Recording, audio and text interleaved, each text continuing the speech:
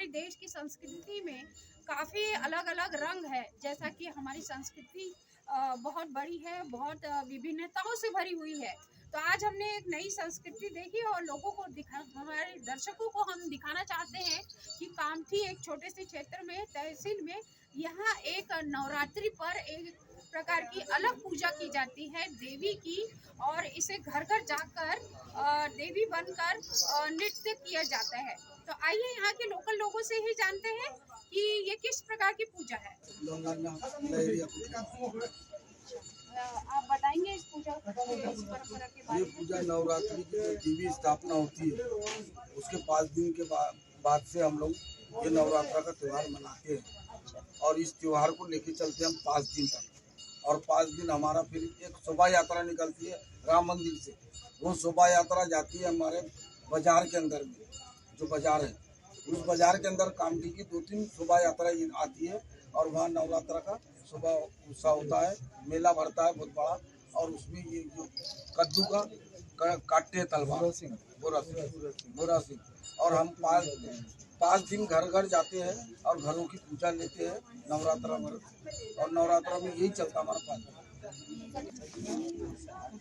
आपका परिचय दीजिए। सर्वप्रथम मैं चौपाल न्यूज़ का हार्दिक स्वागत करता हूं और नवरात्रि के पावन पर्व पे आप सभी और हमारे साथ में इस चैनल के माध्यम से जुड़े हुए सभी भक्तों का हार्दिक नवरात्रि के पावन पर्व पे शुभकामनाएं देता हूं। मैं अपना परिचय देना चाहता हूं। विजय कुंडलवार, भारतीय जनता पार्टी युवा मोर्चा का उपाध्यक्ष हूं और समाज सेवक हूं। मैं इस मंदिर से विगत कई वर्षों से जुड़ा हूं। जय महाकाली माता मंदिर टाटी वाली, पुराना भोईपुरा, कादर झंडे के पीछे ये हमारे मंदिर का एड्रेस है। इस मंदिर से हम लोग ये टाटी का आयोजन करते हैं। ये आयोजन हमारे पंचमी के दिन स्टार्ट होता है। पंचमी के दिन हमारे पूर्वज जो यहाँ के वस्ताद है, जो हमारे आदरणीय बबन जी अगुटलेवार, आदरणीय गोपाल जी गंगराज, आदरणीय नन्ना काका जी अगुटलेवार, आदरणीय बच्चू काका जी और हमारे सहकारी जो संजय जी कनौजिया, ये सभी हमारे सहकारी है जो वरिष्ठ है, जो इतने दिनों से परंपरा हमारे वस्तादों की लेते हुए आए हैं। तो हम इनको पंचमी के दिन यहाँ पर लेके आया जाता है। और पंचमी के दिन यहाँ लेके आने के बाद में नदी में स्नान किया जाता है। जो इंसान जो पंचमी के दिन पहले यहाँ पर स्नान करके यहाँ पे पूजा पाठ अर्चना करके यहाँ से जो टाटी उठाता है, यही इंसान मेले में आखिरी दिन जो बुरा कद्दू का वध करने के लिए जाते हैं। तो इसी इंसान को मौका मिलता है। यह परंपरा विगत कई वर्षों से चली आ रही है और यह परंपरा हमारे मंदिर की पुरानी है, प्राचीन है। जिन्होंने यहाँ से टाटी उठाया है उसी को वहाँ पे शिलंगन में वध करने का मौका मिलता है। और इसके पश्चात हम लोग अपने मंदिर में गरबे का कार्यक्रम और महाप्रसाद का कार्यक्रम, पूजन पाठ और कलश का कार्यक्रम और उसके साथ ही महिलाओं के अनेक कार्यक्रम करते हैं। इस तरीके का पर्व हम नवरात्रि के महोत्सव में मनाते हैं और ये विगत पुराने वर्षों से परंपरा चली आई है। यहाँ पर आदरणीय हमारे सीरिया काका जी बैठे हैं, आप इनसे जान सकते हैं कि ये कितने प्राचीन समय से हमारे यानी पूर्वजों के समय से यहाँ पे जानना चाहते हैं।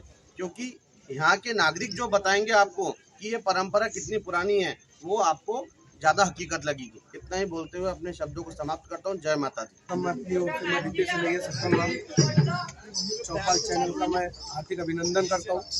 और बहुत बड़ा सौभाग्य है ये हमारा कि हम सबके समक्ष चौपाल चैनल के माध्यम से सभी दर्शकों को यह स्टोरी के बारे में, इसका इतिहास जानने के बारे का अवसर मिला और इस माता रानी के दर्शन प्राप्त करने का अवसर मिला।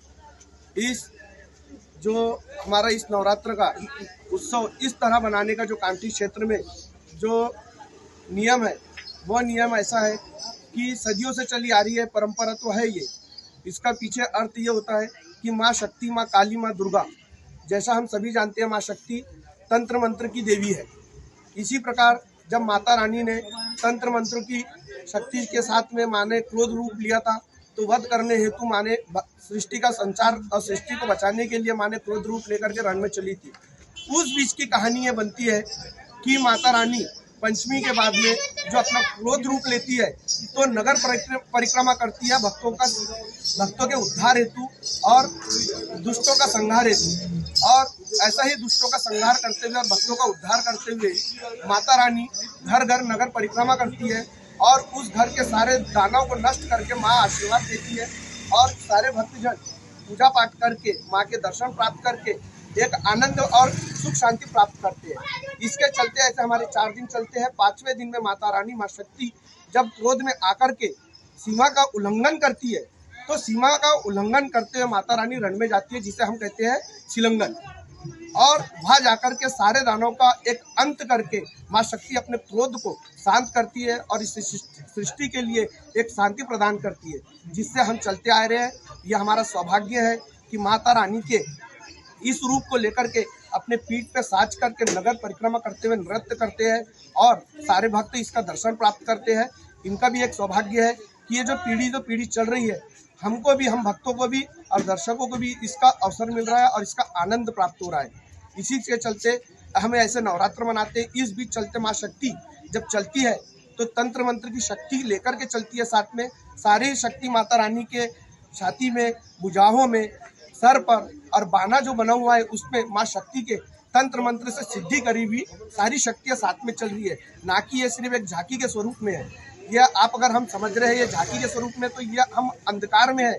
माँ शक्ति अपना स्वरूप लेकर के चलती है और सारे भक्तों के घर में आकर के उसके कालों का नाश करती है और सारा आशीर्वाद देती है, जिससे हमारा जीवन सफल पूर्ण अभिनंदन से जीवन व्यापन होता है। ऐसा ही चलते हुए ये परंपरा चल रही है और हम इसी को परंपराओं को चला रहे हैं।